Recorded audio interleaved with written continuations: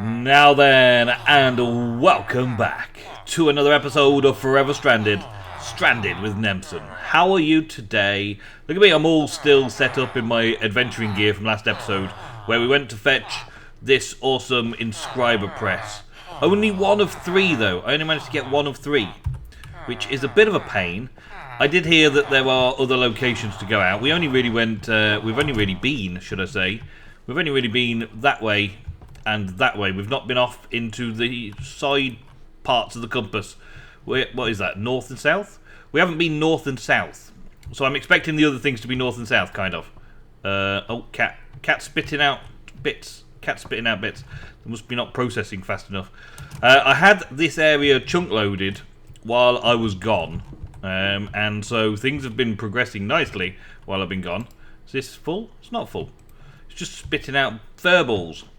Yeah, I put a chunk loader down here from chicken chunks so that it's on a radius of 5, so it keeps all of this base area loaded. And I've got a little area here with a mechanical user pulling, well, it pulls from the vacuum chest. The mechanical user then right clicks the fur from the cat, and then we split that out. It only pulls out, it blacklists the fur balls, so the fur balls sit in here and get clicked. Anything that's not a fur ball gets pulled out, and then we put them into these two, and I've got filters on these two. So this is where all the fish go that you find in the fur balls, and that goes to the food. Hold on, have I got this the wrong way around? I think I've got this the wrong way around, actually. Or it's swapped around. And that one. Oh, okay, no. I remember what I did. I whitelisted the food substances to go into the food chest, and I blacklisted food substances that can't go into the general chest. Okay, so the cat is producing constantly now and adding stuff into my AE system, such as sand and string and diamonds and feathers and ink sacs, I believe was another thing. There's a few other bits and pieces that the cat produces and puts into the AE system for me. And also over here at the food side of things, there should be a lot of fish. There's a lot of fish. Yeah, we're nearly up to a full stack of raw beef, a stack of salmon, and all that kind of stuff. So the cat's been producing lots and lots of fish and things like that. I'm still having problems with this, actually. Still having problems with this setup. I'm not sure why, but when I come back online after a while, these have stopped crafting the item, the fruit salad. Now, I originally thought that the crafting of fruit salads was a kind of like a really good one because there were so many different possibilities. But what I've found is that if I put all of the possibilities, all the different crafting recipes in the interface behind here, when it's like calling for one, it goes, yes, you can have one. You can do it this way. You can have a salad. You can do the fruit salad. That's easy. So it'll automatically request a fruit salad. And it'll request whatever one it feels like in there. Not necessarily the one that's got the ingredients in here. It's almost like left hand doesn't know what the right hand's doing. We call for a fruit salad because we need one. We can see the ingredients are there in one shape or another. And then the wrong recipe gets put into here. Or the same recipe was last used or something like that. And then it finds out, oh, actually, we used all the recipe up for that. So let's say we did cranberry, it would be stuck on cranberry. And because there wasn't enough cranberry left in the system, it would be stuck like this, not being able to craft the next one. Instead of adding strawberries to it and making it strawberry instead. Or, of course, adding blueberry or whatever. And then it goes off like that, you see. Because it's not making the fruit salads anymore because they all have different recipes, but it's only trying to craft whichever first one there is. So my thought to resolve that is that I would have to have a molecular assembler with an interface for every single one of those, like, what was it, 7 crafting recipes? 1, 2, 3, 4, 5, 6, and the one that we've got in there. Yeah, 7 different crafting recipes. We'd need 7 molecular assemblers. Well, that is just not going to happen. That's just not the way we do business around here. So I'm going to need to do something else, a different auto-crafting method for this situation of making the fruit.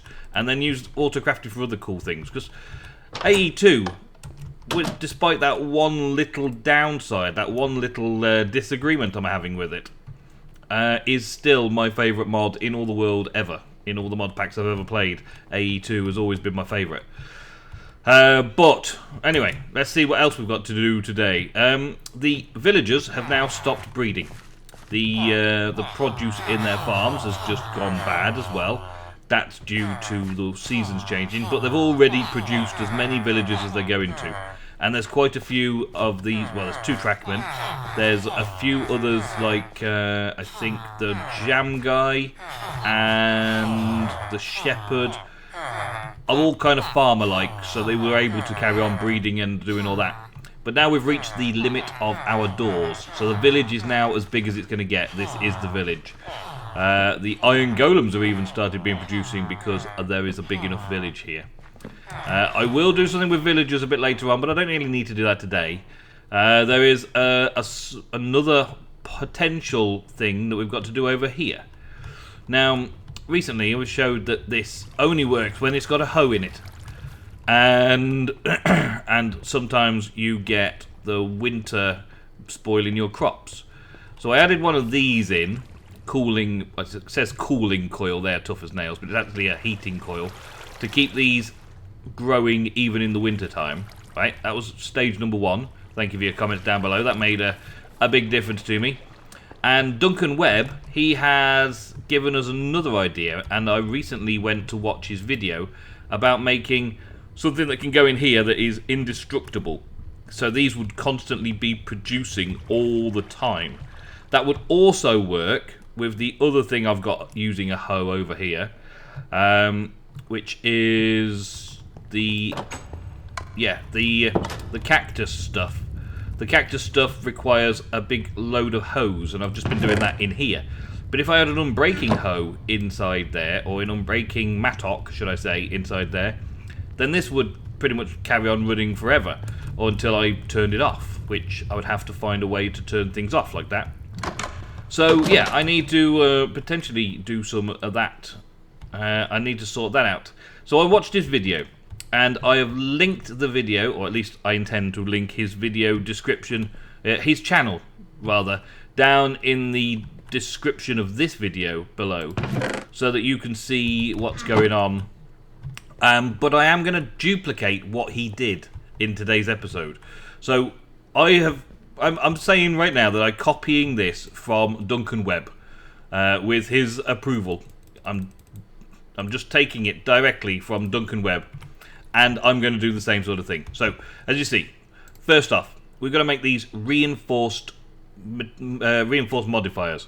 A reinforced modifier is quite simply a golden plate, a golden cast of any description, I believe, right? So I used stone to make a tool rod because they don't go down into here, and then we wrap that in obsidian. Okay, now I've only got a small amount of obsidian being produced at the minute. I haven't done this as automated as I potentially could or should.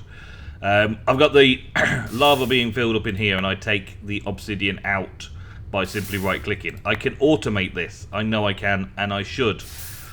But maybe not today. It also runs out of lava fairly quickly, so I'm going to have to do something about making it so they've got more lava supplies. But there is some obsidian already in here. And if I go and find some place that's a lava pool, I can just pour some water over it and do that. But I haven't found anywhere like that yet. But I will. I will do something off camera to get enough obsidian to do this job, right? And that makes a reinforcement modifier, okay? So the reinforcement modifier is sorted. You put a cast, any cast, and make it into a thing. It was any cast, I thought. Maybe I was wrong. Maybe I was wrong in thinking that it was any cast. Let's try. We definitely worked off this, and it's worked off other casts. You can use other casts from in here. That goes there, thank you. And then put that into there. It works off that, it just won't work off the ingot cast for some reason. And I don't know what that one reason is that it doesn't do that. But anyway, we need quite a few of these. Okay, so I've got to make a lot of obsidian and make a lot of these reinforced casts. So I've already smelted down the gold, and I've got myself plenty of stone tool rods ready to make a load of casts that are expendable, cheap casts, easy stuff to do. But then we're going to go and make everything out of paper. We're going to make a mattock, which is simply a tool rod, an axe head, and a shovel head, right? So we're going to need to get a tool rod, and we're going to make them in a paper, okay? So we're going to make a paper tool rod. I'm going to do this multiple times, that's why I've got so much paper. But for right now, this is how it's looking. A shovel head and an axe head. I've got an axe head pattern there, yeah, good. So we'll put the shovel head in there, and the axe head in there, and get all of those, okay? Take that out. I will do all of that in a bit as well, off camera.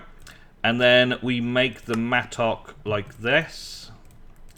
And it's all paper, which means it's going to end up with 5 modifiers, okay? 5 modifiers. It has no durability really, does it? It has like 6 durability, which is crazy. Why would you have 6 durability on anything?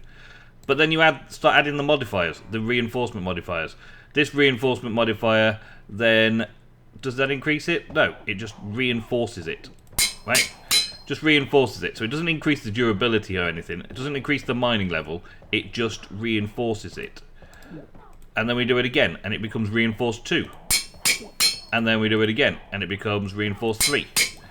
And then we do it again, and it becomes almost indestructible. Well, pretty much is indestructible. I just need to make another few of these casts sorted out, and we're away with that. How many more do I need? I don't know if it's just like 1 more, but I definitely need 3 more obsidian, don't I? Okay, there's that one. Is this enough? Is the 4th one the happy number? Reinforced 4. Okay, still not quite, but we still have 1 more modifier left.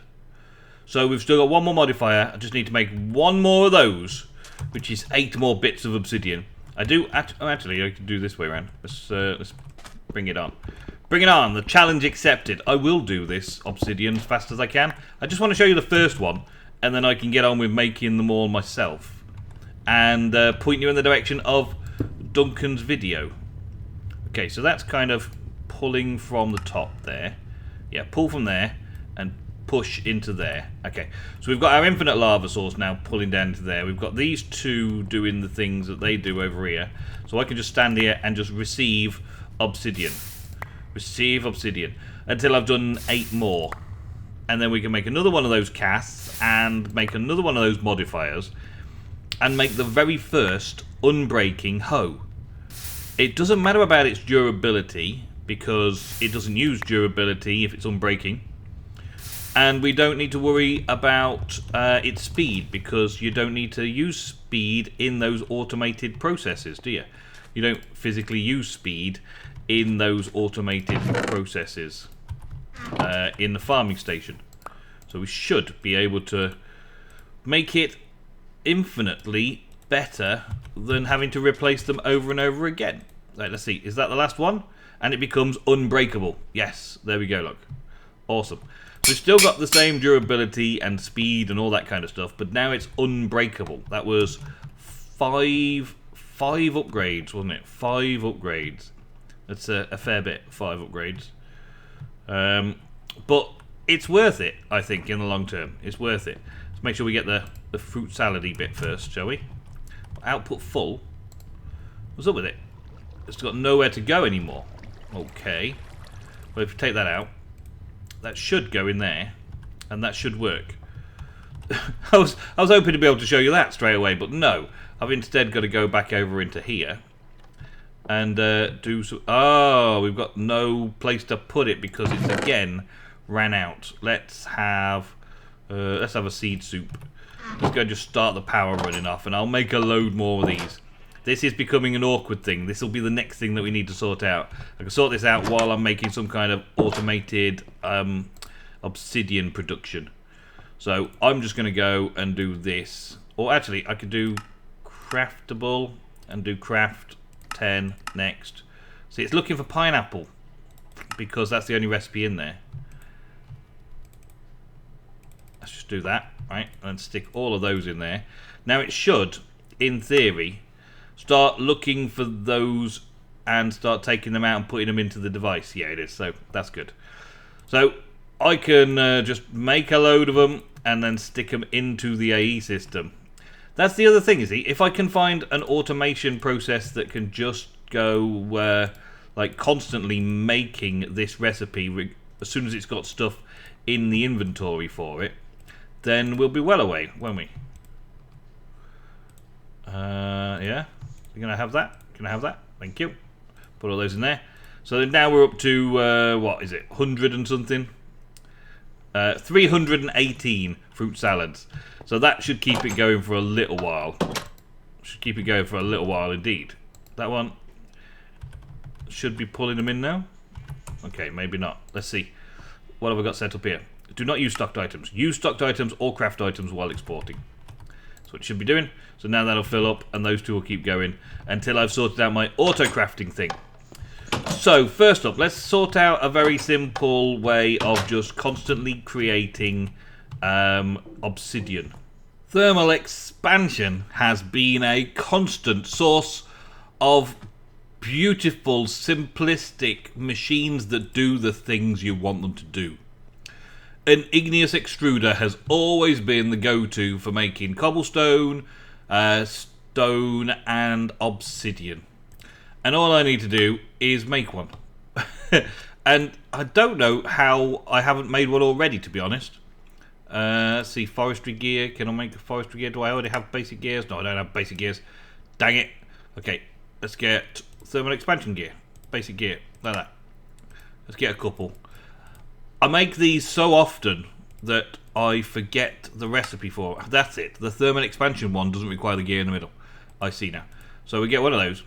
And then we got one of these, which makes the machine frame. We got the machine frame. Now we need to make a redstone coil, which is really simple as well. I made some invar the other week. Invar's pretty easy as well. Let me show you. Invar is, well, that's railcraft invar. Silly me. Thermal expansion invar. That one is crafting an invar blend. An invar blend is iron plus nickel, or there was a ferrous metal as well. Yeah, something like that. There's lots of ways to make these things. We get some nickel though, don't we? We already get nickel from sieving. So that makes the redstone reception coils. We'll throw some of those in there because I've got a few of those transmission coils. And then we should just be able to make one of these fairly quickly. Igneous extruder. There we go. Good, good. And then all I need is to put it in the right place. Now I think I want this on a kind of a permanent basis somewhere around here, and maybe even part of the. No, I don't want it part of the AE system. Maybe a storage as part of the AE system. So I think I'll probably do it over here. I don't think it needs power. There's the thing. I don't think they need power. You just put. Oh, it does need power now. Okay. So I'll do power supply underneath here, going up to it. Yeah, that's probably an idea. Let's take this one out for now because I'm not using those ones at the top. And I can change this again later. Let's put that in there. Okay, and I should have had, yeah, I do, an ender tank of each type from the last time I was out on the adventure. So I'll put the lava in there and the water in there. And now we have it so that we can configure. That's an input. That's an input. And that's going to be the output. And that can be nothing. Oh, the good old clicking many times to get through and cycle through the things. Okay, so obsidian. We need to now turn these to push and this to push. Okay, so now we've got lava and water coming in, making obsidian there, right? And then the lava's going to go down very quickly because I've got it used in other places as well. So I'm going to need to upgrade my lava production, but we already know how my lava production works. My lava production works like so, with the cobblestone in a crucible job. So I just need to up the amount of lava I'm creating in that method, and then we should have a nice steady supply over here of obsidian being created, so that I can have all the obsidian I ever need stockpiled, which would be awesome. What I think I need to do though is probably put a drawer around it. Drawer. Let's have one of these drawers. Do I have all the ingredients in there? No, I don't. Okay, let's make all the ingredients in there. Chest. Oh, really? I just got to make a chest that goes around the top there, don't I? Let's get some wood and make some oak ones. Please. Please. Anytime today. Let's make a few chests because you know I'm going to need them eventually. And then we've got the jungle wood. No, not jungle wood. Let's get some oak wood. To go around this bit. Like that. And then we get the chests. Put them in all four corners. Like so. Take one of them. And then that can go above it, like so. Which is where all of this will then go. And let's put that, say, third one there. And that's where that will all go. So I can set this to different things as and when. So, for instance, I could do the stone. And it should use the lava to use... It should use the lava on the water, so the lava won't get used up, but I'll make smooth stone up there for when I want to use smooth stone for stuff. Nice and simple. Keep the power up, and I could even have a storage bus connected across here so that the AE2 system would read that this is where that all is. I can upgrade it with different things, so I can say I only want so many stacks of things over there, and that'll work nicely. Stick that in there like so, and then put this. Do I have any normal stone? Yes, I do. Good. Okay. Put normal stone in here like this, and then connect up a storage bus. Do I have a storage bus in here? In any of these? I'm sure I had a storage bus. Yeah, storage bus. There we go. Good, good. And cables. Do we not have any more cables? I must have some more cables. Cable. Yes, I do have plenty of cables. Good. So then the storage bus is set to just read the location or the inventory it's connected to. And I'm hoping that it works with storage drawers from the side like that. Oh, good job. Good job taking that block out. Right. And that's going to have to go back down here. Let's put that back.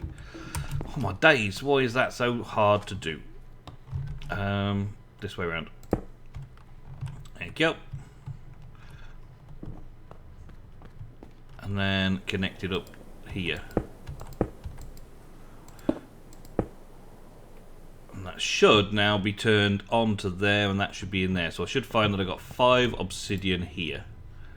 Obsidian. 5 available. So I'll take the 5 out of there. And of course, it's not in there anymore. Simple like that. That's how storage bus works. So now I can alternate this when I want to. Alternate this how I feel like I want to anyway. And load it all up like so. I just need to set up the lava supply somewhere else. I just need the lava supply to be a constant from somewhere else. Looks like I did one too many. I've made all my paper mattocks, and I've made all of my casts. And hopefully, while I've been doing that, a load of obsidian has been made. We're out of lava again, but we're getting there. Let's try 2 stacks. 2 stacks should be enough for now. I hope, anyway. Oh, night time cometh, and I stop flying. It was repositioning these. Maybe it does a check at night time to see if you've got solar panels, and sometimes it reasserts what you've actually got. Yes, maybe. Let's have a look over here. Let's do it over here. So we want to do all of these. Do 5 for each tool, and we're going to do 24 obsidian around the outside. Can I get to that far? Nearly. I need 1 more stack. So you need 3 and a bit stacks of obsidian. Can I get another stack of obsidian there? Yes, I can. Awesome. So that's been running for a little while now, and it'll take a little while for it to catch back up again. The important thing is that when it gets to a fully stocked drawer, it will stop trying to produce. So it'll just sit back and wait for me to use some, which is good. 24 reinforcement modifiers, making 25 reinforcement modifiers. Awesome. Can I just stick all them together there? Yes, I can. Can I put them on more often? 1, 2, 3, 4. Can I put all 4 on at once?